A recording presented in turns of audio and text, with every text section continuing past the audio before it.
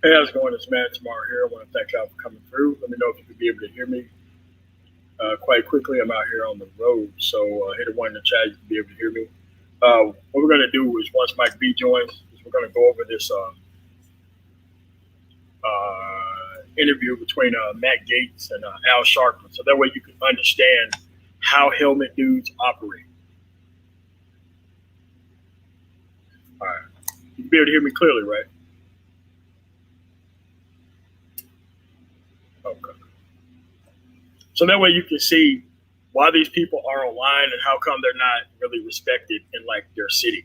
Because normally, if you say some of this stuff, you stay online within these spaces. It's pretty clear that they would have called the ambulance on your ass and put your ass on a 72-hour hold. But we're gonna go over this interview once Mike B gets here. He just texted me back, so we're just waiting on him to come through. So.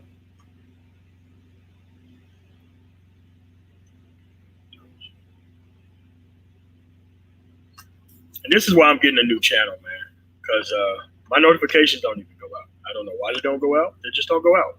I don't know. I'm not gonna fight YouTube over it. I could just give me a new channel and leave all this hangout nonsense alone. Get a new audience, deal with different people. So, there we go. What's going on, Mike B? Yo, what's going on, man?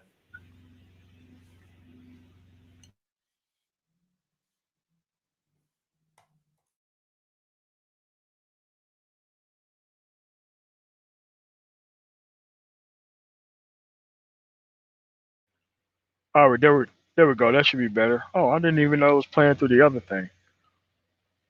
Hey, can you hear me now, Mike? Yeah, I can hear you now. All right.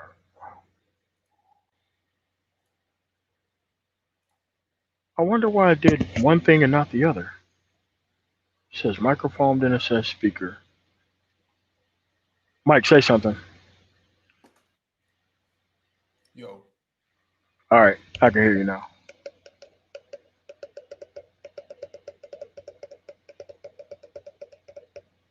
All right, there we go. Yeah, so what we're going to do is we're going to go over this video. So that way we could be able to show people that the way people argue within this space is very specific. And you're going to see very specifically how people debate on this actual space itself. Because you're going to see that it's not about answering questions, it's about making sure that there's no reasonable discussion that can actually happen between groups of people. So, Mike, if you could cue that up. yeah, you want me to share my screen as well? Yes, yes. You gotta give me Yeah, 1 second. it's StreamYards. Yeah, you just hit share and I just pick up the screen. All right. Boom. And the reason why we're going over this, I'm not on one side or the other here, but you need to see how these people talk. And you're going to see a lot of people within what you actually look at here. So, Mike, could you play the, hold on a second. Hold on a second. We need our official helmet music. So, hold on a second. So, hold on. Uh,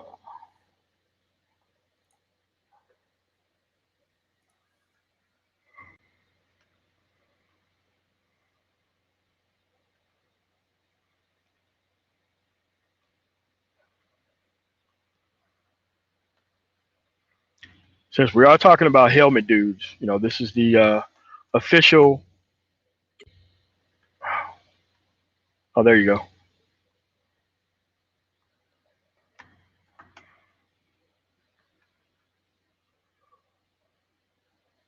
Are you there? Yeah, I'm here. Yeah. Yeah. Go ahead and share your screen and just start. And because it's vitally important, because you're going to realize how come debates can't happen because people have the actual idea to not do a debate within itself. So We're going to watch this 20-minute video, and you're going to see exactly how people debate. And they think it's original, the things that they're actually doing, but this stuff plays out everywhere. Like their talking points are already said everywhere. And you have to keep in mind that most of the stuff that was said in this actual record was not true. It was mischaracterization. It was things that was taken way out of context. It was things that the dude didn't even say.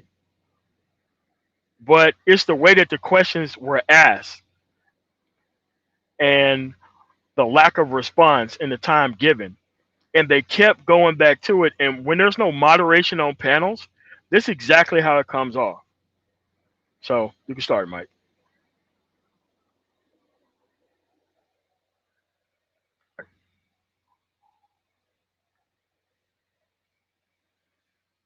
I can't hear anything. Are they talking? No, that's me.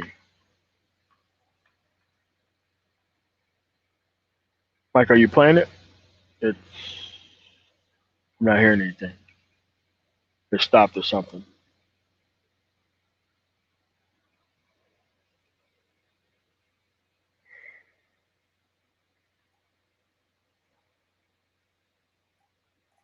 Thank you, Mr. Chairman. And Reverend Sharpton, your current MSNBC co-worker, Joe Scarborough, is my former congressman.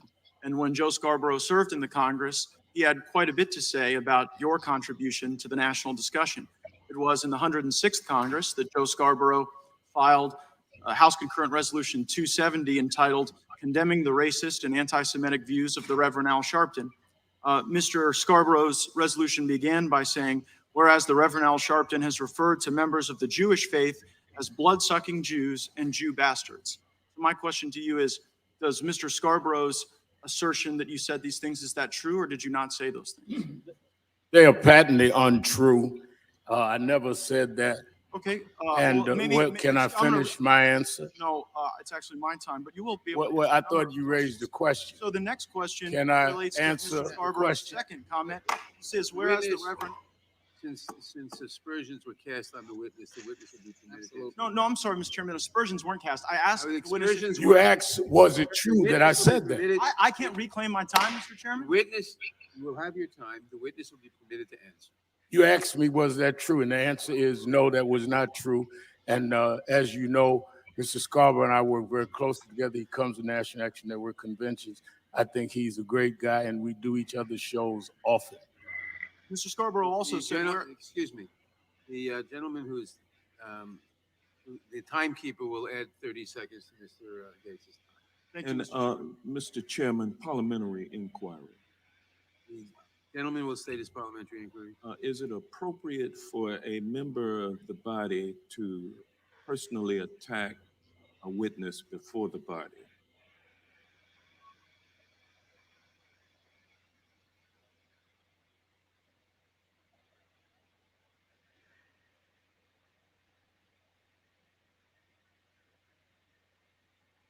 Or shall I say, can a congressman's words be taken down in the event that he casts aspersions on a witness? We ask everyone to adhere to rules of decorum. The gentleman will proceed. Thank you, Mr. Chairman. Joe Scarborough then wrote, whereas the Reverend Al Sharpton has referred to members of the Jewish faith as white interlopers and diamond merchants. Have you ever referred to members of the Jewish faith as white interlopers or diamond merchants? No, sir. I referred to one in Harlem, an individual who I didn't even know was Jewish, as an interloper, and said I should never refer to his race. I said that I was against those that were using apartheid diamonds. And when I did a funeral in Crown Heights in '91, because we were boycotting Oppenheimer and those that were selling diamonds from apartheid South Africa. Thank in you, the Mr. same I'm sermon, I'm trying to Mr. now Scarborough finish my answer, continues. sir. No, Am I allowed to finish my I'm answer? allowed to. No, reclaim my time. You asked a question and I'm answering. Yeah, I got a few more. And I have a few more answers. I can't wait. Well, Gentlemen- apparently you do because you don't want me to answer. No, I want to So know. since you raised it, let me finish. And I I would also like to talked ask about you people questions. snatching You filibuster pocketbooks by talking that are in the, over me. That I'm is not how this is gonna filibustering work, anything. Reverend. I'm answering your question. Everyone will Chairman. suspend, please. Mr. Chairman, a parliamentary inquiry. Everyone will suspend. Parliamentary inquiry. Gentlelady will state a parliamentary inquiry. It will be in the form of a inquiry statement. Is it appropriate for a member to do a constant tirade of attacking the witness and then not allowing the witness to answer? That is not, my personal opinion is that it's not proper, but that is not a proper parliamentary inquiry. And it's a Gentleman controls statement, the time. statement to the Thank you. gentleman. Gentleman controls the time. Thank you, Mr. Chairman. Mr. Scarborough continued, whereas the Reverend Al Sharpton led a protest in the Crown Heights neighborhood and marched next to a protester with a sign that read, "The white man is the devil." Did you march next to a sign that said? I have no recollection of that. I've marched in many things where there were signs that I did or did not agree with. Scarborough And continues, whereas the and Reverend I Al would Sharpton's say that vicious if I verbal was and aware of that, I would have said Chairman, I asked him that myself I would not afterwards, and I want have the to opportunity have that question the sign. witness and not just have him continue to. Well, then you shouldn't ask me a question if you don't want an No, I want to answer. know if you said them. You could say yes or no. You said No, them. well, I cannot answer Mr. Chairman on yes or no when he's Chairman, I asking asked me my time whether or to not restore. The witness is obviously disrupting the committee. the witness. First of all, this has nothing to do with policing. Mr. Chairman, Since he right. wants to, It's outrageous. since he wants to make the subject Joe Scarborough and I, then let me answer it. It had nothing. Gentlemen, Last I know, Joe Scarborough nor I are members of the police department or have anything what to is do with excessive outrageous, what force. is outrageous, But I'm loving to engage this if he lets me finish. what is outrageous is a matter of opinion.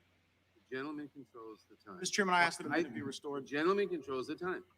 So you're not going to restore my time? No, Joe Scarborough continues, the Reverend Al Sharpton's fierce demagoguery incited violence, riots, and murder in the Crown Heights section of Brooklyn. Do you agree or disagree with that statement? As a matter of fact, the Fire New alarm- York State did a extensive study on the Crown Heights riots. Said I was not even there until after there was death of Yanko Roosevelt. I was not even called by the family until the day after. Thank you, Mr. We Sharpton. had I'm gonna nothing to reclaim do my with it. When I time. came to Mr. Crown Sharpton, have Heights, you ever I led the referred- first nonviolent Mr. march Chairman, there. Are you really?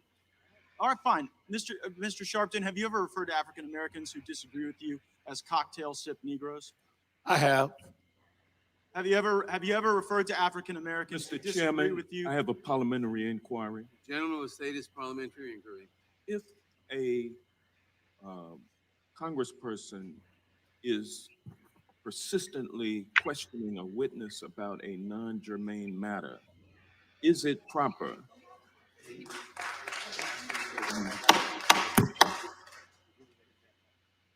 I think the gentleman makes a fair point, but the rules provide members with very wide latitude. Parliamentary inquiry. Gentleman will state his parliamentary inquiry. Does it violate any rules of decorum for a member to read specifically verbatim from a document filed in the congressional records as a resolution? The gentleman from Florida may proceed. Thank you, Mr. Chairman. Have you ever referred to African Americans who disagree with you as yellow and then the N-word? I don't know that I've referred to people as names. I don't know if it's because they disagree with me, but I have said things about blacks and whites. I'm glad you made it clear that I don't only attack whites. Thank you for that. Have you ever said that? Have you ever referred to African Americans who disagree with you as Negro militants? I didn't know that was a derogatory statement. I didn't say it was. Just asked if you used it. I don't know. I don't recall. Have you ever said, if the Jews want to get it on, tell them to pin their yarmulkes back and come over to my house? No, there was a man named Mordecai Levy who had been charged with some terrorist acts who threatened to march on me and several other activists in New Jersey. And he said he was going to come deal with my hairstyle. And I'm referring to his hairstyle. I said for him to pin it and come on. I was not talking about all Jews. Well, you No. said those words. No, I said about Mordecai Levy. Have you said, I'm in hell already, I'm in Israel? Yeah, because I had been threatened that if I came over to deal One more with question. Do you have well, words, first of all, I believe in I believe that you can deal with the decorum of the Congress, but you cannot disrespect a witness. You cannot answer a question, ask a question, and tell the witness he can't answer the question. permitted to answer a question. You're welcome to answer them. How about Well, then answer let this me last answer, one? sir. Okay. Have Let you me ever answer, said the words, because "I I'm believe in enjoying this. authing the Mr. Chairman, pigs"? I I have a think problem. that You ever said that? I think that you have You're at a deliberately. committee about policing. Don't Have you get ever upset. said that Calm I down. am Calm down. upset You're because yelling. You're yelling. You're yelling. police Calm the down. pigs? I think Talk that about authing. I'm trying to answer your last question. Gentleman will be permitted, the time of the gentleman has expired. The witness may answer the The question. one about authing the pigs. Answer that one. The witness may answer the question. The time of the gentleman has expired. The witness may answer the question. The question that he raised, what I was saying was clearly that I have disagreed with blacks and whites. I've used the language graphically sometimes to do so, some of which I've grown beyond, but none of which shows anything other than I am an equal opportunity attacker. And I'm glad that Joe Scarborough and I both are equal opportunity attackers that now work together. Mr. Chairman, I ask to be recognized for unanimous consent request. The gentleman will state his unanimous consent request. Mr. Chairman, I seek unanimous consent to introduce the Scarborough resolution as part of the committee's permanent record. I object. The gentleman from Georgia is recognized. Mr. Chairman, I have a motion. Now that Gentleman from Georgia is recognized. Thank the gentleman for yielding. And I was reviewing your prior answer, Reverend Sharpton. You are cited in a Washington Examiner piece, July 30th, 2019, as having said, if the Jews want to get it on, tell them to pin their yarmulkes back and come over to my house. And in your response to my question, you said you were just referring to one person. So here is my very limited question for you, Reverend. Were you misquoted in this story when you say the Jews and them, referring to a plural group of people rather than one person you seem to have a grievance with? Well, am I allowed to answer? My name is Sharpton, not Lewandowski. I will answer the question if I'm allowed. Please. We know your name, sir. Go ahead and answer. And you then know that I'm going to answer. I was referring to an incident and a threat to come to my home by Mordecai Levy and to the homes of, I believe, Reverend Daughtry and others. How the Examiner, I think you said, or someone else wrote, I'm not looking at it, so I do not know whether they misquoted me or not. I do know what I said and who I was referring to. Well, did you say them? I just said that I'm not looking at the statement. I do not. I just You're want to talking about a situation that happened in 1991. If I said them, the, or those, I don't know. I know that incident and I know what I was referring to. And a man threatening to come to our home who had that kind of criminal record. And I had two young children, I think under 5 years old. Thank you. I appreciate the answer. Again, I'm not Lewandowski. Let me No, talk. I'll if you talk. don't control I'll the time, talk. I'll testify as will before this I. committee. So is it your belief that If I negative said things them or said in not, would that help or 1991 hurt excessive force of policing? Well, I think it's pretty significant when someone wants to come and preach to us. Mr. about Chairman, raising point of a parliamentary federal inquiry. standard, and then- Mr. Point of Chairman, parliamentary inquiry. Point of parliamentary inquiry. Someone else did first. The gentleman will state his point of. I don't believe you talk about the people that come Gentlemen, before you. The gentleman will suspend. The gentleman will state his point of parliamentary inquiry. Mr. Chairman, when a witness is asked a question in a hearing before this Judiciary Committee, do our rules provide that the witness is permitted to answer the question? Witness is permitted to answer the question. I have a parliamentary. But the member controls the time. Parliamentary inquiry. Hold on. The member controls the time. If the member judges that the question is answered to his satisfaction, he may go on to another question. The Parliamentary gentlelady will state inquiry. her point of parliamentary inquiry. When a witness is attempting to answer the question, is it the rules of this committee that the witness be allowed to answer the question? And is it also in the decorum of this committee to not badger the witness if the witness is attempting to answer the question?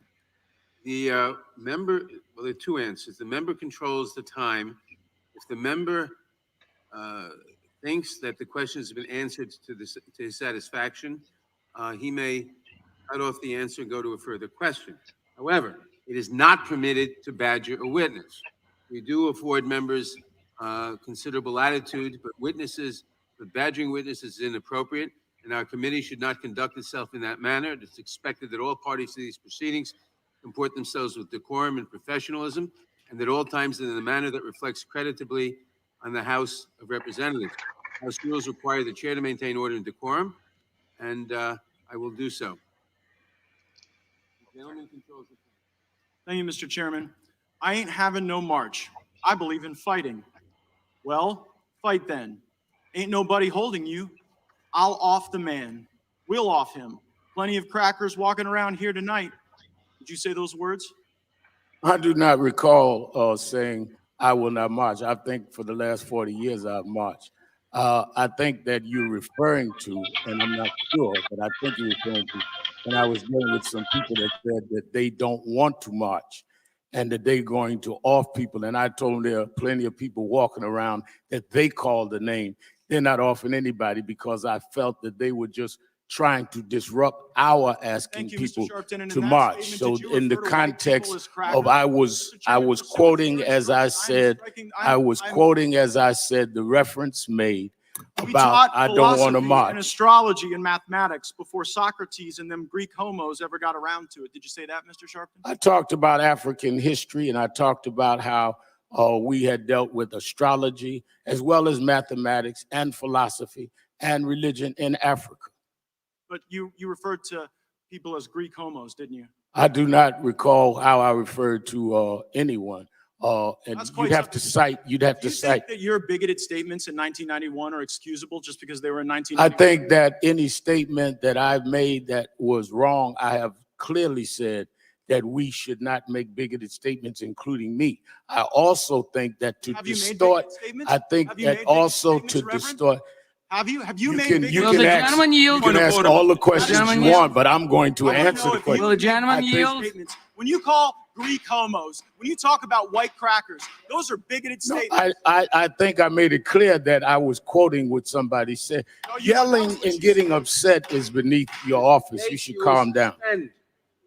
The gentleman will state his point of order. Once again, Mr. Chairman, after a sustained attack on the character of a witness that has been called by people on this panel, and that panel then attacks that witness in a sustained, deliberate manner, which is non-germane to the subject at hand, is it appropriate for a member to ask that the offending member's words be taken down? It is not under the rules appropriate. The time is the gentleman's. Thank you, Mr. Chairman. And I would note these are highly relevant to the issues that we're facing. Reverend Sharpton has come before the House Judiciary Committee The clock should be running. as a purported expert on policing. And yet his bigoted statements undermine the bipartisan work we should be doing to ensure that all citizens are able to come together and have safe communities. Point of order, Mr. Chairman. How is Gentleman will this state his germane? point of order. How is this line of inquiry germane? And if it's not germane, is it appropriate? To the point, may I speak to the point?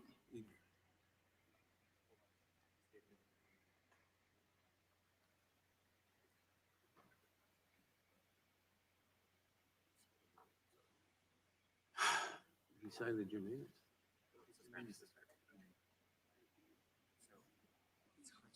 Setting a specific rule that says that this is not allowed, that we can rule on.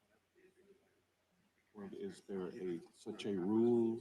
I don't think we should allow our, Mr. Chairman, we have had a series, we've had a witness who came before us 2 days ago, Mr. Lewandowski, who totally contemptuously dealt with this panel. And now we have a reverse of that. We have one of our members doing the same thing to a witness who we have called.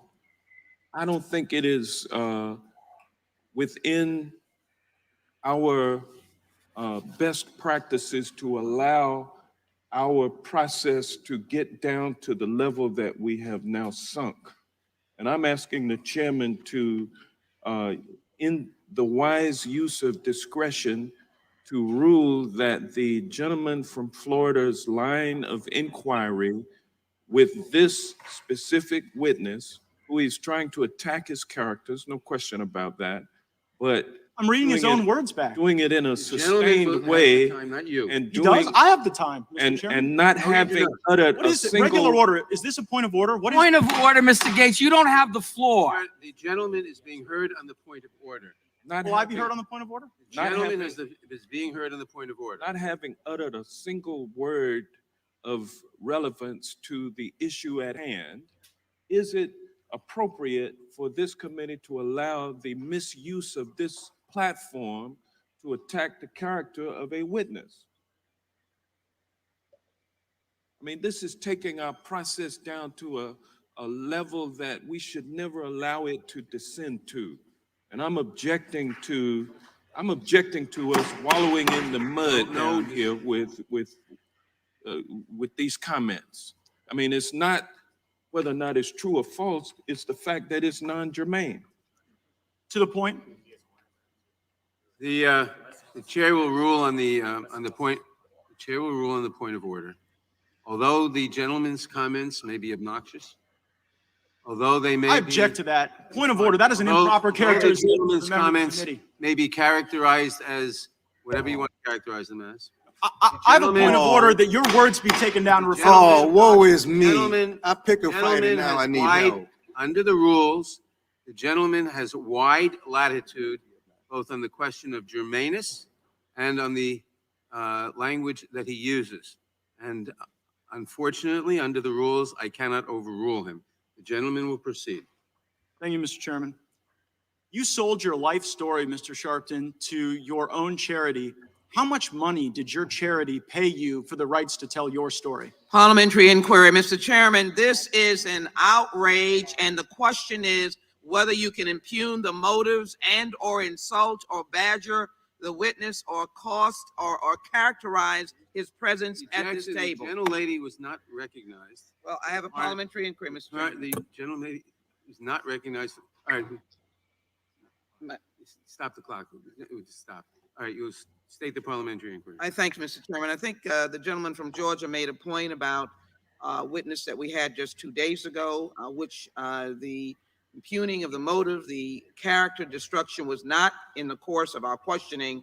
What I say to our good friend from Florida, that you are now not only not being germane, but you are pointedly attacking the character, and in addition, bringing up information. It is not. That, well, let me just finish. Bringing up information, it's an inquiry. Bringing up information that is a character destroying. And the question is, in the questioning of a witness, can you use items that refer to the witness's character and demeaning the witness's character? Is that an appropriate line of questioning? Whether it is an appropriate line of questioning is not relevant. But with respect to the parliamentary inquiry, questioning a witness's character and motives, which may go to ascertaining the credibility to give to the testimony, we have always given very wide latitude, and the answer has to be that I cannot object to that. The gentleman will proceed. How much money did your charity pay you personally, for the right to tell your life story? My charity owed a certain amount of money to me and asked, could they use that money to have the right to sell any rights to my life, be it documentary, one-man play, or other items that they have already began reaping dividends. They would have had to pay me the same sum anyway because it was owed to me. Was that sum So over the $500,000? answer, can I finish? Was it over $500,000? Can I Times finish? Whatever the more or sum less was, than $500,000 the sum, whatever your the charity sum, gave you to tell your life story? Because I think most people would see the that as charity fraud. It's a again, straight fraud. charity again owed me a certain amount of money that Over they would have had $500,000? to I pay want an answer. anyway. Were you instructed And to they tell us were, whether or I not it was more agreed than to allow $500,000 them, or less than $500,000 that his charity paid him for his life story? Gentleman's time. I allowed them to use Gentlemen's- those funds Chairman, I to asked you to have instruct the my was it right. more than $500,000? Gentleman will suspend. His time is expired. The gentleman from New York is recognized. Okay. Now, what you just witnessed is exactly how all these conservatives kind of talk within the manosphere. This is why they're allowed to get on panels. This is why the panels are always unmoderated. This is why there's no actual progress when it comes to anything, because these people are not really organizing on their side. If you didn't notice, this was a inquiry about police abuse, but he took his time to talk about everything else but police abuse. This is like the argument of we're talking about a specific case, and all of a sudden people talking about statistics and shit. When we're talking about a specific thing, the conversation always has not to be focused on why everybody's there. And when you keep trying to add these people repeatedly into the conversation, this is exactly what happens. They always want to talk about something else, and they want to talk through your actual explanations, and they want to do all this other stuff. But it just don't work. Like, Yeah. I just find it very interesting that you see very similarities in that situation that you see just as of this morning at like grown man business, or I mean grown man talk at certain podcasts and certain platforms where people want to debate and litigate police misconduct and whatnot, and they've never served in law enforcement, don't understand the process, don't care about the process, claim not to be on any side, but all their talking points are coming from the right. The manosphere is reflected right in that, today's manosphere is reflected right in that video example. And I think that we can see similarities, a lunatic who's on the who's on the right side of politics also, has the same ideas as some of the quote unquote black male conservatives in this space. And you see that even when the witness has the floor, you see that Gates, being the antagonizer, is doing his best to basically filibuster the discussion. We see this all the time about George Floyd versus Derek Chauvin. Even though the cases about Derek Chauvin's misconduct that led to the death of George Floyd, we made the situation about George Floyd and whether or not he had drugs in his body as if that was something relevant. Jury has already decided, case is dismissed, and you still have people to this very day, at this very moment, still going back and forth, litigating on whether or not George Floyd pulled a gun on somebody or what his past criminal convictions were. But we know now that 22 past personnel complaints filed against Derek Chauvin was not brought out and was actually suppressed. And so you don't get the actual real information about the about George Floyd. Derek Chauvin. all right, Renaissance. Yeah, no, it's funny you all brought up this clip because I remember when this first came out, and it was actually quite funny to me. Kate definitely did his best to basically, like you said, this whole hearing was on police misconduct, and he started talking about things from 20, 30 years ago, and that's why you saw Hank Johnson on numerous occasions, as well as Sheila Jackson, ask, is any of this germane, meaning is any of this relevant to the topic? And he kept trying to challenge, why are you talking about, statements from 30 years ago, or how much someone got paid for this? What does any of this have to do with police misconduct? But that's Matt. He does this type of stuff all the time. He's good for these type of shenanigans and grandstanding and not really focusing on the topic. And that's what the manosphere is like, except you don't have the opportunity for a point of parliamentary inquest like they do here. So those objections to Gates's questions can't even really happen on these panels, and it just turns into pretty much a circus Every time.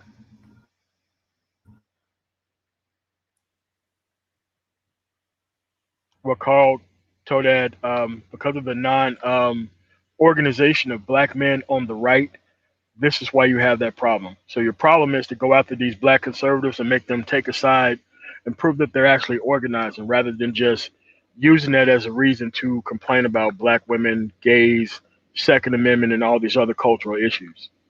So the people on the left are already organized and all that kind of stuff. It's just the people on the right who don't even care about government or organizing. That's where your actual beef is at. It's not with people on one side. You're going to need people in the middle and on the right, but The only people who's supposed to fix everything is just people on the left through these type of people. Of course, you don't know shit about politics, Joseph Major. It's no Yeah, different than these other dudes.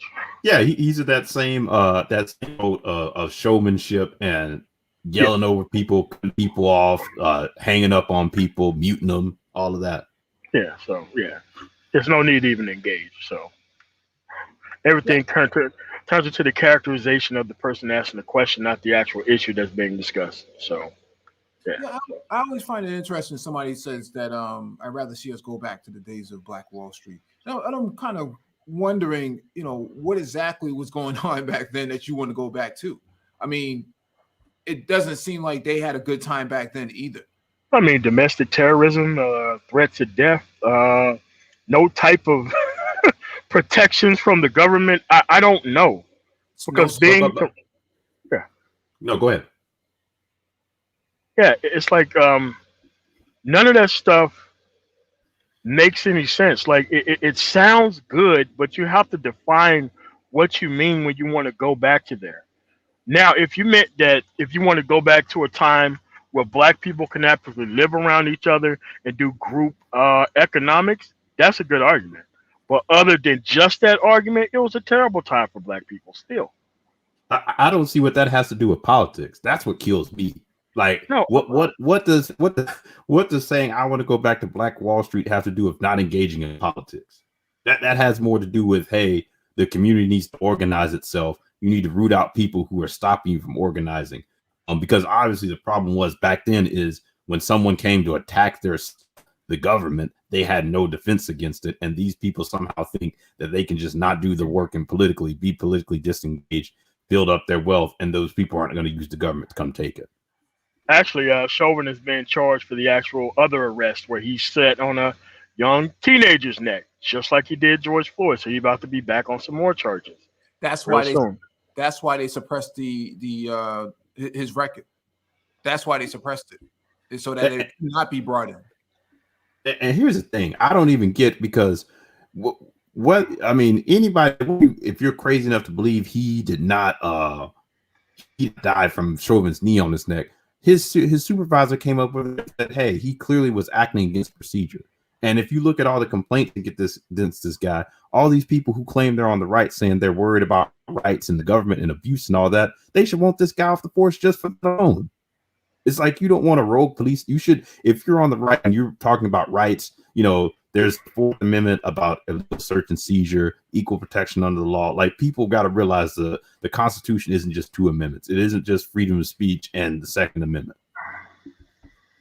Yeah, I mean, so if you don't care about the Fourth Amendment, so how are you going to protect the first two? Like, it all kind of works together, man. Yeah, so this is interesting. He was committing a crime prior. We both know that neither of us are getting in that situation. So what? Who said that? Young Swift in the chat. So what's interesting here is that they focus on this $20 bill. They don't really know anything else. All they know is a $20 bill. Wasn't even fake. It wasn't fake. I can tell you that. Yeah, well, they haven't even taken it to forensics and done the analysis on it. They don't. No. They have. They have. Because if it was fake, you would know. And if it's up in the air, then it don't matter, or it's not germane enough to murder. Because that's not what the crime is. Or the punishment for that. Jermaine and Jerome. No, but the point that I'm making here is that in the video where they confiscate the currency, they put it in the envelope, right in the yellow envelope. That's what they did. Now, to say that, well, he was committing a crime, but what was the crime? And if you're looking at the statutes that we've covered many times before, we see that anything lower than $1,000 is not an arrestable offense in Minnesota.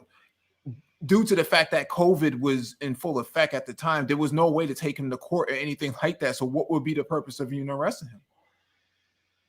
I just don't understand how he ended up in handcuffs and all this kind of other stuff. And dude, you take the bill, you get the information. It happened to me. I'm telling you what the procedure was. They get all my information. and we'll give you a call if something else. I'm like, dude, I just came from the bank. I still got the rest of the 20s in the envelope. You can go check these out too, because I was suspected just like the same thing. And it turned out my story checked out. The bill came from the damn bank. It wasn't like I was just printing this stuff up at home. Yeah, that's the thing. I just don't see how guys, want that type of aggressive police action for something that's not even a misdemeanor, nothing. Because like you said, you can't prove intent. It'd be one thing if you had a trail where he was purposely passing, fake bills and was printing this stuff up. But you're talking about something that you may not even know is even fake. But you want guys this type of aggressive reaction? Yeah, it's just that they don't believe in equal protection under the law. They love to humiliate the shit out of black people whenever it comes to, but because black people are supposed to fix all their problems on the planet before you try to make people be professional at work. And that's a nonsense answer because I can tell you this. If you take things up to deadly force in the military, you're going your ass to jail. Ain't nobody trying to hear that stuff. None. Nobody's trying to hear the fact that you would rather commit a felony than do the things that you actually need to. So Yeah. it, Yeah. it's so it's really not that hard, man. Yeah. But in the chat, Young Swift says again, all I'm saying is that we have to take accountability. What are you talking about? What are you talking about? Why does accountability have to be on the onus of the victim and not the victimizer, man? Like, why didn't they apply first aid as a first responder? Like that was their obligation. I mean, this guy had all the training in the world. He had a bachelor's degree in law enforcement. He had all the training, domestically and otherwise. I don't know. Well, once again, why are you sitting up here defending police abuse of power? Like someone on the right should not be doing that. Like libertarians don't sit around defending police abuse of power. Yeah. I mean, look at the Bundy people. Look at what they did over what they saw as government overreach, and federal agents came out there. These people that people in the Manosphere have aligned themselves with, if the tables were turned, they would never sit back and go for this type of stuff. Here's what they want.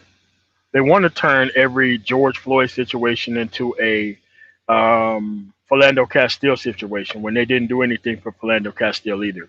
They only want the perfect type of victim, and then they don't do anything else either in that case. So the only thing that they're doing is that they just don't want you talking about whites. Period.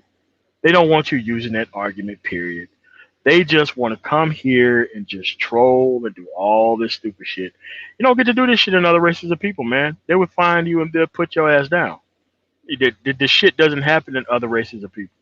It only happens here because people think that they're, above having rational and reasonable conversation. And it's like, look, they were wrong. Their side was wrong. All right, so we have an actual conservative on the panel who have taken a side. How's it going, Lawrence Guy? Shalom to the gentleman on the panel as well. How you guys doing today? How's it going, man? It's going on checking for you. Shalom checking for you. Okay, I just off what Mike V was reading in the chat. Here's my understanding on the situation, and I'm going to be very blunt and I'm going to be brutal. I don't care who you are, unless you've worn the uniform, unless you've studied law, unless you went to school for it. I don't want to hear you come up here with your hood logic on what happened. It does not matter to me, and it does not matter to anybody on this panel. I don't care how bad of a person is. You cannot justify someone intentionally killing them. I don't want to hear that nonsense. We are grown men here. So none of that nonsense up in here, man. I'm dead ass. I don't care how many drugs he took. I don't care if he had if the $20 bill was real or not. It doesn't make a damn difference. No justification allows an officer or anybody to put their knee on somebody's neck for 9 minutes and kill them. End of story. This conversation should not even be had. The words coming out of my mouth should not even be necessary. This is common fucking sense. And if you can't understand that, then get off the fucking panel, get out of the fucking chat, and go make your own fucking space to run that bullshit, because nobody wants to hear it. Yeah, but here's another. I'm 54 years old. I've been a conservative since I was 14. That's a long fucking time. And I've seen shit from the 60s through the 70s through the 80s. I have lived through Nixon. I have lived through Malcolm X, Martin Luther, Watts, all that shit. Crack, the whole 9 fucking yards. I've seen a lot of shit. This nonsense in here needs to stop. Go the fuck home, man. Nobody wants to hear this shit. Nobody wants to. Just go home. Just go the fuck home, put on your fucking helmet, and keep ramming your head into the fucking wall like you always do. Dude, I'm done. The other thing I wanted to quickly add too is, I'm sorry, Renaissance. I didn't mean to go on a tirade like that. I'm sorry. You're fine. I just wanted to quickly add, because you brought this to my mind. The city paid out what, $24 million to the family? 27. Yeah, it was 27. Yeah. So where is the outrage from these conservatives about the waste of taxpayer money? Fiscal conservatism, apparently. Because no, that should. I'm serious. That should be something like, hey, why are we paying out for police? Why is the taxpayer getting charged for police misconduct? If it was $27 million that went to, welfare or something like that, these people would have a fit. Well, what about their fiscal conservatism in the Manosphere? I mean, all these super chats and cash apps going around, I don't see it being donated to anybody's just cause. Look, again, I'm fiscally conservative, and I'm telling you, if I lived in that town, I'd be tight as hell right now that my money went to pay for the nonsense that dude did, because I got better things to do with it. Because if you're going to waste it, give it back to me. I can do better with it. Like the saying goes, I can do bad by myself. But you now have an entire city responsible for paying for this idiot officer who did this, who has been on record time and time again for behavior such as this. And he should have been let go a long time ago. I don't care what color he is. I'm talking about his results. I'm talking about his productivity, or what he considers to be productive. And now here those people are paying for his fuck up, and because the precinct he worked for didn't do the right thing, because of blue line or whatever reason they did it for. I don't know. I don't care. And that's why so many of them came out and they testified against them, because they know they asses were on the line, because they co-signed this for however many years he's been on the force doing it. And even with that, even with him being convicted, the people are still the ones who paying for it. Break that down for me. Anybody in the chat who thinks this is all about whether or not freaking George Floyd was a good person or bad person, break that down for me with that and explain how that's possible. Come on, man. Yeah. Come on, stop the bullshit. Yeah, but they deliberately take these stances because they really don't, to draw the attention away from the fact that they're not really have taken the side or organizing toward anything that's going to be better. Like I said, they want to make it all Philando's Castiles, and they didn't fight for him either. They didn't fight for Tamir Rice or John Crawford, open carry states. You didn't hear the NRA come out and say anything about those people? No, None. you didn't. Yeah.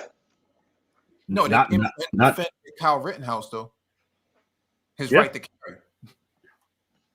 Yeah, not to mention on the drug piece. Look at where drugs policy is moving in this country. If he was in somewhere like Oregon, drugs are perfectly legal there, I believe now. So you're talking about something that at the end of the day is being more and more looked like a victim act as a victimless crime, is probably not going to be illegal in a lot of states in the next 10 years. And like I said, you got opioid epidemic raging, and you would never see people making justifications for this person was on opioids, so the police had the right to kill him. You'd never hear the right justify that, because that'd be one of their cousins, uncles, or whoever. No, they wouldn't, because, and again, I saw that when crack came to this country and took off, and you started to realize how black people who sold crack was getting 3 times the length of jail time than a white or Spanish person or whoever else. Look, man, it's a game. It's a game. It's all politics. The only It's thing all we're asking politics. for here, Lawrence, is just professionalism at work. That's That's it. the only thing we're That's it. asking for. Like, That's it. That's it. like, And, like, and maybe just a little dash of common courtesy. That's about it. But yeah, other than that, that's really all we're asking for. I mean, it's the equivalent of seeing a doctor pull out a cigarette around a cancer patient, man. Exactly. Exactly. I mean, that's just how stupid and foolish it is. When you, I mean, that analogy you gave was perfect. Yeah. I mean, it's just that stupid. I mean, it's like going to a mechanic to fix your engine and he grabs a sledgehammer. Yeah. It's like a shot. It's like a shot stripper. The shit just don't work. Mm-hmm. You know, I mean, you know, open up a daycare and you don't like kids. All that shit. It's just stupid. but Lawrence, you must fix every black issue known to mankind before you even bring any type of complaint to the actual obvious wrongdoing that don't nobody want to go through. Well, here's the Listen, truth of it. Well, yeah, here's the yeah. truth. Here's the truth of the matter. And this is something for every black man who's listening. And go share it with other black men if you know them. It's just this simple. I don't owe the fucking black race a goddamn thing. I owe myself. Period. End of story. If I come across on my path through life of productive brothers, then I'm more than happy to take them with me. But the same thing applies. I don't owe them that. It's something I do because I like them. It's something I do because I see possibility in them. It's something I do because I see they working and busting their ass to make it happen. I'm willing to extend that courtesy to help them along, but I don't owe shit.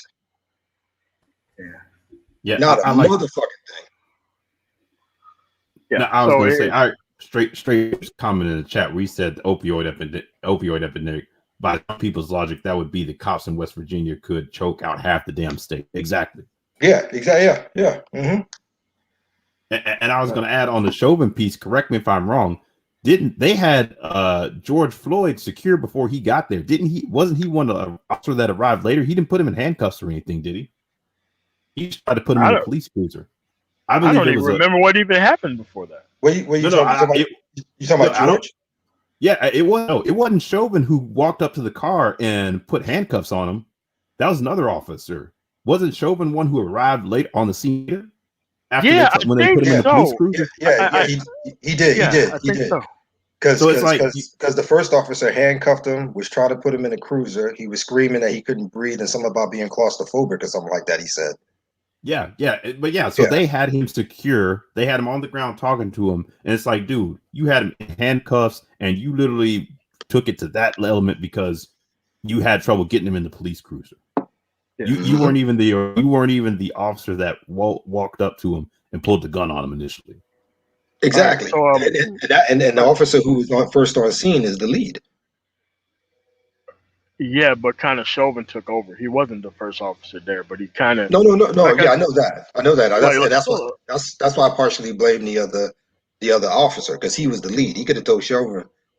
That's why they are responsible in the way that they are responsible. You know, that's how conspiracy works.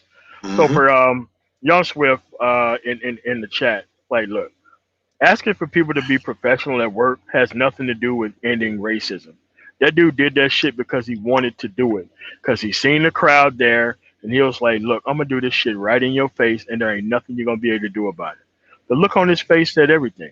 Everybody who's bringing up all this other shit, they all leave out the 9 minutes. They never talk about the 9 minutes. They talk about everything in the world but the 9 minutes. Every single time I had this argument with people, they did this taking the anchor and jumping off the side of the boat shit. Like, I'm not good. I'm not going down there or reeling that shit back up. Hey, listen, you had medical experts who testified. You had a person who got on the stand who's now having all of his cases looked at for all 7 years that he was in Maryland. And there's a couple of cases to where it looked just like this George Floyd shit. And this is what I'm talking about judicial review. Prosecutors should be brought up on charges. Judges should be brought up on charges. Coroners should be brought up on charges. All these people should be brought up on charges. Why? Because they're at work. And if you're trying to cover for another person at work, You should go to jail for that. Like, how simple and basic is that? Yep. And here's something else people need to take in consideration that a lot of people don't understand. It's just like a judge. If you have a judge who's been sitting on the bench for 10, 15 years, and suddenly in the final year before he retires, he decides to take a bribe, what that does is it forces the state to open up every single case he had in 15 years, 15, 20 years to review whether or not he took bribes on it. It also leads to instances where you could actually have convictions he made overturned and set people free who should never have been free. The same thing applies here to DAs as it does to judges. The same thing applies to police officers. Now you got to be suspect on every arrest he's ever made. So not only did he kill George Floyd, not only did he make his partners culpable, not only did the department and the state try to hide it and sweep his history under the rug, you also now put the city that he made those arrests in jeopardy. Financial jeopardy. Yeah. Yeah. Like I said, there's more to this, man, than just whether, you know what I'm saying? I mean, this goes deep. Yeah, no, and it's not just him. It applies to anybody. You could pick the dumbass with Trayvon Martin or anybody else you want to pick out of the lineup who's done dumb shit like this. It jeopardizes everything. Yeah, that's a great point. That I mean, you literally have had cases where police are doing interrogations and they don't follow procedure. Whole case gets thrown out, and the guy's guilty. Dude, that example, technicality. That example, yeah, that example I gave you of the judge came from my personal history in New York. No, we just had that issue here. A forensics analyst who lied on their resume about being a Harvard graduate. You know, that came up, and all of these hundreds of cases of black men being arrested and handling those forensics. Yeah. They threw it all out. Hundreds of black men let out on the street, running wild. Yep. And a handful of years ago, there were like, I think almost 200 convictions that had to be thrown out and the people released because they found the DNA lab was fucking with the results. Yep. Here's another case right here. Yeah, this shit affects everything, man. It's not just about this one dude and this one cop. This are goes at across work. They're at work. Yeah. Then, yo, man, this shit goes across the board, man. From policy to politics to finance to state law to the safety of the individuals in the city it happening. What it does to the state as a whole. It's just crazy, man. Look at the screen. Exactly. That's my point. Look at the screen. Yeah. That's my point. Would you like to be one of these potential 90 people who got potentially lied on because you want to uphold the status quo and you want to ignore issues? That's what this shit turns into when there's no rules. And then take in consideration, let's just be kind here. Out of those 90 convictions, even though he lied, 10 of those 90 people do belong in jail. Yes, they do. They are a danger to society, but because of what he did, they get a free pass and they back out on the street to do it all over again. That's what I'm saying. This shit is not just about one cop and one dead brother. It's not just about that. You know what I'm saying? So when we sit here and we talk this nonsense about whether or not the $20 bill was fake or real, whether or not, he should have just been quiet, all that shit is irrelevant. Immaterial. All of that shit's irrelevant. What you have is a man who showed up on the scene on a case that did not have anything to do with him because he wasn't the lead. The situation was already in hand. He decided to put this brother on the ground, put his knee on him for 9 minutes, smile at the camera and put his hands on the hip while people telling him don't do that. The Asian officer, who's also his brother-in-law because he's married to his sister, is waving him, trying to make him understand, dude, we're being watched. And he didn't care. He didn't care. Yeah, and I was gonna say I went and looked. He shows up on the scene literally when they're trying to get George Floyd in the police cruiser. So he comes in and takes a situation where you have just a basic trying to get a suspect in the car. He hasn't dealt with them, the arrest and the talk with the store clerks, any of that. He just came on the scene and took it to another level. Yeah. Straight shooter said in the chat, Mark Furman all over again. Exactly. Yeah, exactly. Because here's the thing. Okay. A young brother goes in the store. He steals a bag of chips, 50 cents. You cannot justify putting your knee in his neck. You just can't. And the same thing with the $20 bill, if that's the argument people want to make with George Floyd. Because here's the thing: first of all, as it was already said on by the panel, there's been no discussion on whether or not it was or was not real. That's number one. Number two, even if it was, that's not even petty theft. A $20 bill. The only way you can get him on a felony is if you can prove his ass was manufacturing those bills himself. That and it went over $1,000. you understand what I'm saying? A $20 bill, dude. You take the bill, you tear the shit up, man. You know what I'm saying? You take them. Yeah, come on, man. Come on, none of that shit matters, man. There's nothing that man did, even under the worst circumstances, that can justify somebody putting their knee in his neck. It's just not. There were no courts open at the time during the pandemic to even have him being heard in front of a judge. I'm sorry, Mike. Can you say that again? There were no courts open in Minnesota at the time in order to have him heard in front of a judge.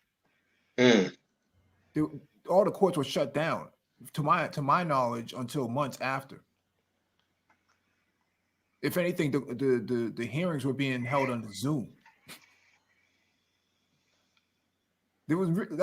I'm just making the point that there was no real legitimate reason to actually arrest anybody for any sort of misdemeanors at the time because of close contact with COVID and all these other social distancing and things like that. There was no reason. No need for it. No need for it.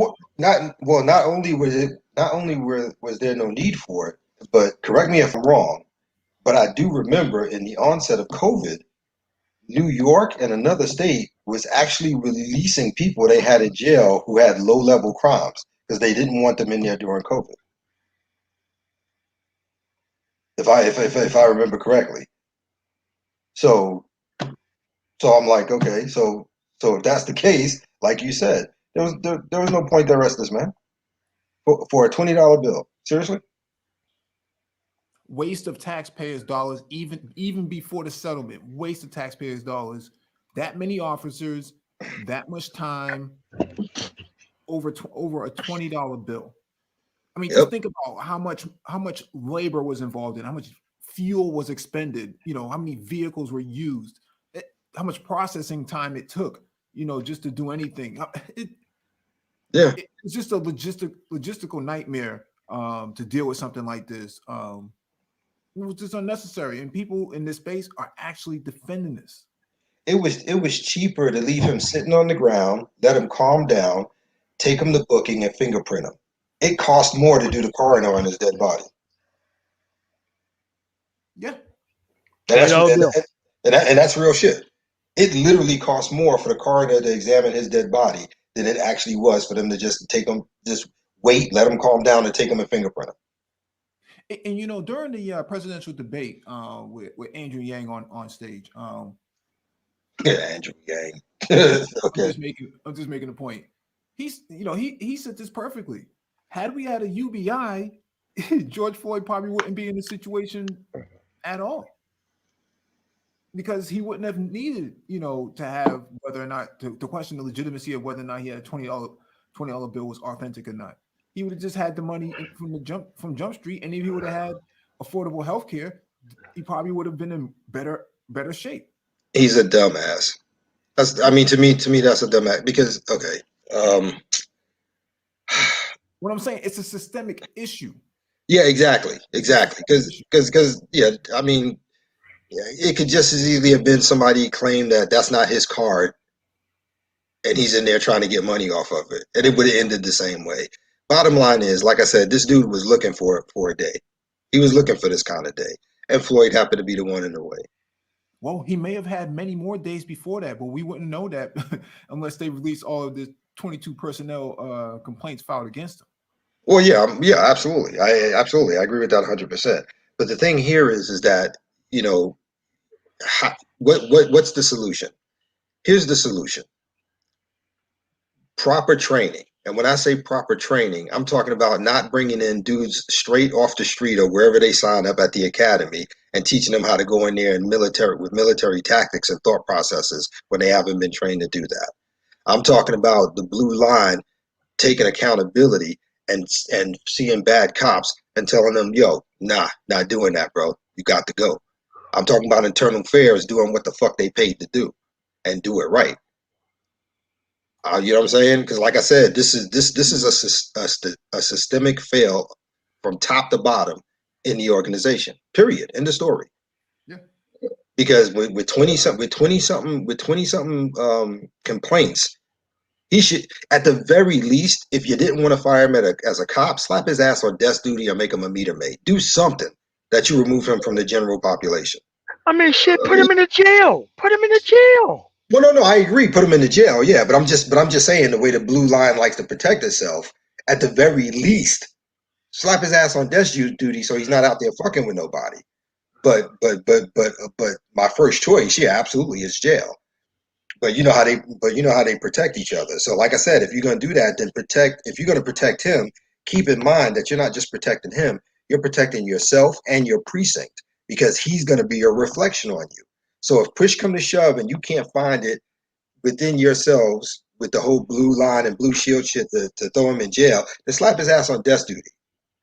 But to have 23 complaints and you still blindly allow him to go out there with vehicles, weapons, tasers, stun guns, the tactical things, batons, and the whole 9 yards. Yo, you asked for it. You asked for it, and not only did you ask for it, I hold you accountable because you condoned it. Yep. 23 fucking complaints. It ain't like he woke up and had one complaint in 10 years. This dude had 23 fucking complaints. You condone that. You co-signed it. So as far as I'm concerned, you should be sitting next to him and sharing a room. Yeah. What's going on, Hammer? Thanks for coming on, man. Yeah, I appreciate it, man. And my V thing, let me just and by the way, my V, look, I like you, brother. Look, I'm not a black conservative. I'm not in the same boat as conservative. I just want to make that very clear right here. This morning, I was on Bernard Riley's stream. I did my live stream after Bernard Riley, but when I was on the stream, I had to confront Mr. Fantastic because what he wanted to do is he was trying to, I call it coon talk, trying to justify George Floyd's murder. And I said, look, I get it. There's a difference between the Micaiah Bryant situation and the Jovo situation, but at the end of the day, just because you believe in traditional values doesn't mean you need to hold in Blue Lives Matter. This just let the police do whatever they want, especially when you understand as a black man, okay, that's going to apply to you the most, right? And I have to hop with that scene, but all I'm going to say is this, right? I believe in traditional values, right, in terms of, social issues. But at the end of the day, I understand that I'm a black person in America. And I understand that when I'm dealing with situations with the cops and Blue Lives Matter and Republicans, I have to look at it from a perspective. And I think for a lot of folks, like conservatives, what they understand is, look, they will use you as a black face on Fox News, when they need you to say something about black people. When that time comes, they don't use you anymore, they'll fight. Just a couple of years ago, I'm like, you had Diamond and Silk, and that were, they were the quote unquote black conservatives that were being paraded around Fox News for I don't know how long.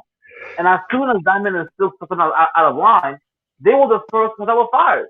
And now they're complaining about racism.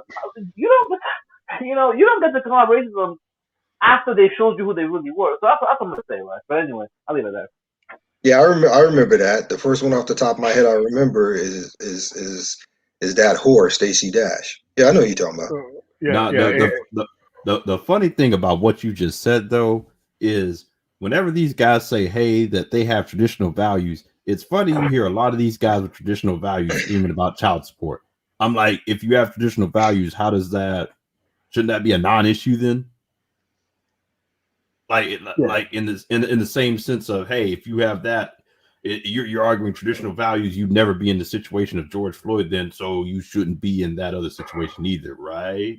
Because they're liars. Like 3-4 years ago, one of those Fox Morning News broadcasts had a female who wrote a book, a doctor, and she was actually sitting there defending why men should not get married, why men don't want to be with women, and she's saying that we were justified.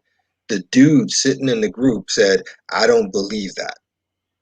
I think in order to be a man, you have to accept responsibility and yada yada yada yada and all this other nonsense."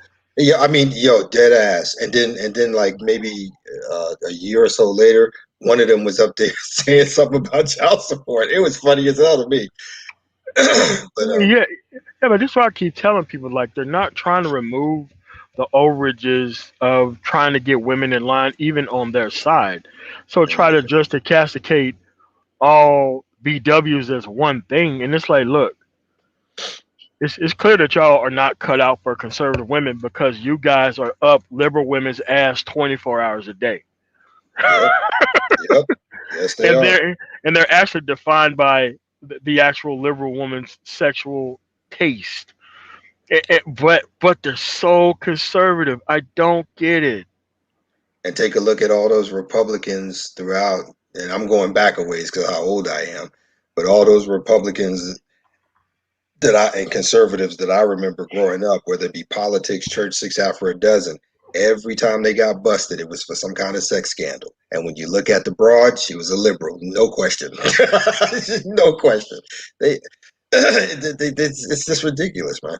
And as far as it goes for Fox, man, I don't know what Fox thinks it's doing now, but yeah, I mean, that's not conservative. no, It might be Republican, but it ain't conservative. That's for sure. I mean, but it kind of split into three. Now you got OAN and Newsmax TV. So with the breakup of the grift message to keep these people emotionally strung up and stuff like that. And this is why we say that it's okay for you to be a conservative, but not okay for you to be a conservative and just strictly want to gaslight black people because things are not perfect while Yep. not organizing on what the actual side that you're actually on. And if you're only on that side and you talk about exclusively following up BLM's every move, the Rainbow Flag Coalition, every move, even though it's a both sides issue. Second Mhm. Amendment, not concentrating on the Fourth Amendment, which is pulling your ass over in the first place for unreasonable reasons, for most likely, just bullying tactics and all this kind of stuff. We still ain't got this stuff under control. So it's like, if you take all of those issues away from those guys, it's nothing but a culture war. It's like I broke down yesterday for TVA on that guy. I'm like, look, if you take away all these issues, that guy is nothing but a culture warrior running game. That's all he's doing. Anti-black culture warriors. Because here's the thing: you don't hear them calling out Matt Gaetz. No, no, like you do not. Exactly. But you're a conservative, but you're not calling out someone amongst you who obviously is clearly not living up to conservative values here. No, they're too busy focusing on R. Kelly. Yep. R. Kelly. Yep. Whoa. R. Kelly's in the news again? For what? No, that's the litmus test for like. Yeah. He's not in the news, but people. I'm sorry, Mike. I'm sorry. No, I was just saying he's the litmus test for like liberal black men who can't control themselves, who are just pookies and drag and whatnot. They use him, or they'll use something like him to say that's what those guys over there do. So everything that they dislike is on the left, including R. Kelly, right? But Matt Gaetz, somehow, I don't know who this guy is. He's not really that big of a politician. I never heard of him before. That sort of deal. Well, Matt Gaetz is here with me in Florida, so yeah.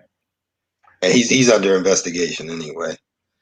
It sure look like he's going to be more than under some investigation, thinking about some charges. So the only thing that we're saying here is that, look, you got to be professional at work, and I'm lobbying for the type of protection that I want to live around. How about that? Yep. Because I don't want nobody unprofessional preparing my food, working on my truck, doing any type of meter readings and all that kind of stuff. Unprofessional people can get people killed. And it's not worth not complaining about, just so that way you can ignore the issue altogether. It's like it's not even worth those type of things. Well, the most fascinating thing to me is, especially using the examples you just gave, it fascinates me how if they were in a restaurant and got bad service, they would show their ass out. They Yeah. curse the cook, they curse the server, they curse the owner, the manager, and everything else in between. Whether it be a restaurant, whether it be a mechanic working on your car, 6 out for a dozen. But yet they want complete professionalism across the board for all that, but yet they don't want professionalism for this. Yeah. Yeah. I mean, it's just stupid. Well, we're making an exception for law enforcement because what they want to do is weaponize the department or the agency itself against what they consider to be on the left. That's what this is about. Yes, They consider George Floyd to be on the left. They consider BLM to be on the left, BWs to be on the left, progressives to be on the left. I heard it this morning on the panel. Anybody who's on the left, Al Sharpton, Jesse Jackson, weaponize law enforcement against my adversaries, but then let me hold on to my constitutional rights to hold my firearm because I don't trust, the tyranny of the government itself. Unreal, man. And here's the danger of all that with what you just said. We know, regardless of what generation we come from, that the automatic assumption is that what you see one black person do, you think all of us do. So if they're walking out and the news is constantly showing the progressive and the liberals and the left-leaning people to be black more than they show real conservative blacks, they automatically assume when they see us, we're one of them. But it would be unreasonable. But it would be unreasonable for me to treat people like pre-1965 Confederates. No, It would be agree. completely unreasonable for me to do that, but it's okay for them to do that on their side. Like, yeah, and it's like in those smaller, more rural areas, man. Like there are cultural gaslighters that are around them that feed them this nonsense, man, and it's crazy.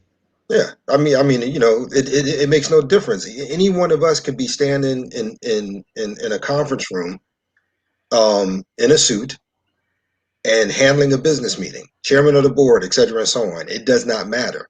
When they see us, they automatically assume we're democratic, we're liberal, and yada yada yada, and act accordingly. It is. I've had this conversation with many of Spanish, white, and black people in my neighborhood, and we're all prior military. And I remember when we had the conversation, they looked at me and said, "Yeah, man, they do." And then it's like, "Yeah, your people kind of fucked up for you pretty bad." It's like, "Yeah, they have." Not to mention, Mike. Oh, go ahead. No, you're fine. You're fine. Go ahead. No, I was just going to quickly say, it's funny you said that about, they want to protect their guns, but I'm like, okay, so you want to be able to go out there and conceal and carry, open carry with your guns, whatever, but you want Derek Chauvin on the police force. So when he sees you or you tell them, hey, you have a gun, he can overact and do the same thing to you. Like it doesn't make sense. But it's not just that it doesn't make sense. It's absurd. I could get a brother on a panel who, just because he doesn't agree with my thought process, gets so belligerent, so loud, so violent, he's ready to catch a flight and come fuck me up. But this is the same dude who lived down the block and around the corner from where the George Floyd shit happened, but he ain't got nothing to say about that. Do you understand the absurdity of that shit? It's just absolutely fucking absurd. You Pookie, Ray, and all the rest of them got everything and all the mouth and all the attitude when they want to come against people like us. But when it comes to real shit that's going on in their neighborhood, being part of grassroots or standing up for policy or whatever have you may, they got nothing to fucking say. They want to sit in the house and smoke weed. Well, the thing is, they're saying that Pookie and Ray are the new progressives because they helped the community out after they finished doing their time. What? Hey, Are you serious? Yeah, it's the new talking point. No. Pookie and Ray are the new the real black progressives because they help people out. They book bags and turkeys on Thanksgiving and wash cars. Oh, this shit. Okay, this shit is finished. This is finished. The ironic thing is when I look at this Trump movement, that's who seems to be these hardcore Trump supporters. It's these former guys. Hey, I was convicted. I was doing this, and then I got on, turned my life around, and now I'm a Trump supporter. Like That's who I see a lot of these people as, or just people who straight up grifters. Let me tell you something. Anybody who's a true conservative, and MOT, if you disagree with me, feel free. Anybody who's a true conservative understands that at the end of the day, being conservative is not about being part of a party per se. It's a lifestyle. It's a way of thinking. It's a way of moving, doing business, being professional. Set of principles. Exactly, a set of principles, ethics, whatever term you want to use. And that when we vote, we don't give a fuck if the person is conservative. If their policies don't line up with what we want, they not getting that vote. Yeah, but here's the thing, man. Like none of these dudes want to care about the process, don't want to care about the history. They want to sit here and play this kind of in the middle, and I benefit from everybody else's hard work. And until the system is perfect and I could just walk in and just take credit for everything that everybody else does, it's just ridiculous, to take these people seriously. And that's why I just call them helmets. Yeah, man. And I mean, because if you don't bring a level of history to the table, not only do I have to answer my side of the story, but I have to correct everything that comes out of your mouth. Now I'm just arguing with myself, and they're just sitting there watching me do it. And this is why, like, why would I even talk to these people? No need for it. The one thing that we can take away from that is we have to demonstrate that there is this sort of rogue element within Black society and the Manosphere itself that thinks that, they're the righteous people and everybody else is just some, weirdo liberals who need to be put down in society, and that we should go back to, Black Wall Street. And I'm like, what was so great about it back then, right? This sort of pre-1965 time that they're looking for. And I'm like, I don't know if you really know your history, because there's no real element of that time and era that people really want to go back to. The old people who are in their 90s now are like, man, you guys got it easy, man. I'll never go back to that time. They can have that. They were still lynching people all the way up into the 70s, man. I don't know if he really... 70s my ass. There was a lynching in the 90s. Oh yeah. There was a lynching in the 90s. There was a lynching somewhere between 2010 and 2013, 14, something like that. And don't forget that brother in Texas in the 90s that they strapped behind a truck and dragged him through the streets until his body parts came off, man. Nah, you had one. It wasn't lynching, but you had one back in the around 2010 where in Mississippi they ran a brother over with a truck. Yeah, that's right. Yeah, that's right. I remember that when they had video of it. That's right. I remember that. So yeah, so this shit ain't over. It's just not over, and it's never gonna be over. Yeah, I mean, you got people in the Manosphere saying, I don't even want to get into it right now. I'm just making the point that the new Black progressive is Ray and Pookie. I can't believe that, man. That's crazy. Yeah, he fights for civil rights and holds up 5 mics or something like that. I don't know. I don't get it. But this is where the Manosphere is moving into. We're moving from a Trump era conservatism to this new neo, I guess, progressive, Black male who stands up for things. They stand up for the community and things like that. And we want to see the community burn. They are Kool-Aid conservatives, man. They are. Yeah. It'll be interesting because I saw a thing where they saw where they said, I can't remember the guy's name, but he's not running for governor of Georgia. They believe Herschel Walker is going to run, or Senate, one of the two. I can't remember. And I'm like, okay, let me see if the Manosphere gets behind Herschel Walker, because and actually follows it, since it's a Black male conservative who could possibly run, especially since he's got his son is, I believe, gay. So he's running against MTG, right? No, she's in the House seat. He's either looking at it. No, there was another Black male that's running against her. Oh, I know you're talking. Yeah, he's like a veteran. I can't remember his name. Yeah, I can't. He's a Democrat though. They're talking about Herschel Walker running as a Republican, which will be funny as hell. Having up there. If it's a governor, it's going to be against Stacey Abrams. If it's for Senate, no, it was for Senate. It was for Senate. They're talking about him running against Warnock for Senate. Oh man, What state Senate? Yeah, no, for his Senate seat in the U.S. Senate. Oh wow. Okay.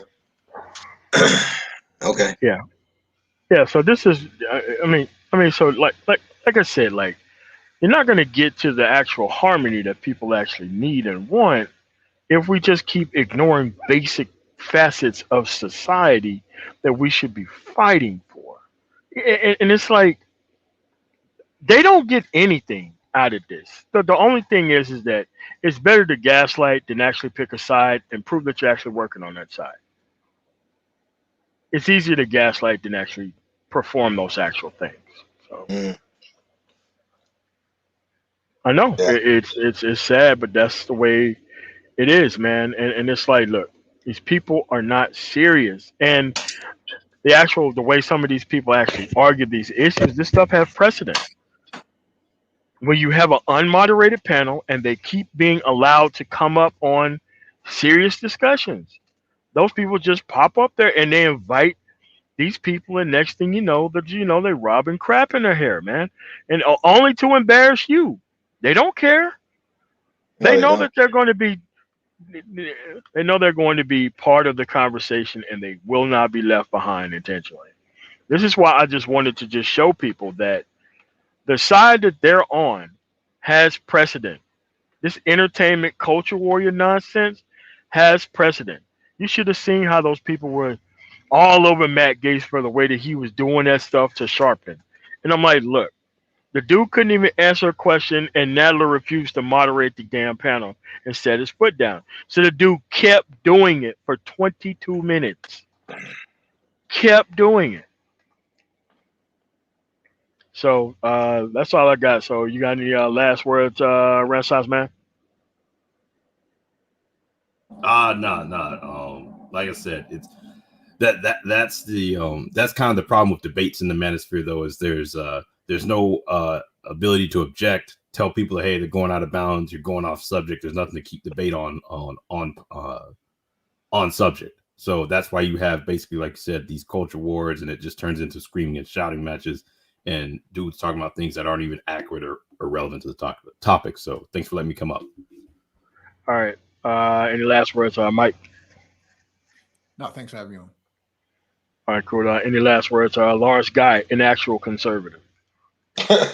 Hey man, I just look, man. If y'all got issues with the way stuff is looking and you can't figure it out, man, keep that shit to yourself, man. Don't come over here in our spaces with that nonsense, man. We don't want to hear it. You're gonna get lit the fuck up. Um, Outside of that, man, keep your head down. Well, keep your head up, man. Keep pushing forward, being productive, man. Yeah. And thank you for having me up, bro. I appreciate it. And look, I'm not against conservatives. I have an actual one on the panel. He's actually on the side that he's on. You don't see me trying to like ask him all these questions. I know what he thinks and I know what he believes. And it's actually conservative, the same way I'm conservative. This isn't hard. All right, man. So I want to thank everybody for coming through. This is the live stream titled Understanding Anti-Intellectual Helmet Class Streakers in the Manosphere. Now, you just seen how arguments go down, and now you see how these people argue in bad faith on purpose because they're not trying to solve issues. Oh, okay, cool, Young Swift. All right, man. No, I mean, because, like, it's okay to believe that, but, like, once you start seeing my point of view and how I just want things to work properly, so that way everybody is protected equally. But a lot of people have internalized the simple fact that the world is never going to be fair. So you're going to be called a social justice warrior if you try to fight for fairness. And the people who actually fight for equal protection become the enemy. It's like, nah, man, that's not even nowhere near how that's supposed to work, man. So it's like this. We got to be able to fight for the world that we want to live in. It don't make you a social justice warrior. It makes you an actual American citizen. Because these things are not right and they're not fair and they should be changed. I don't want some judicial person to treat me in a different way just because they can get away with it. I want these people to have redresses and shit so that way I can be able to fire them if possible or hold them to any type of significant account. That's all we're talking about. We're not talking about anything else that's grandiose. Everywhere else, people seem to get this stuff, but here it seems to be something else. So this isn't about any one type of person. I'm just explaining the actual mind state of somebody who doesn't have a path picked out. So they have to do all this other nonsense to prove that they're actually doing something. So I want to thank everybody for coming through. I want to thank the panelists for coming on. You guys have a really nice day. Thank you for coming through. Subscribe if you already have. Thanks so much. You have a nice day.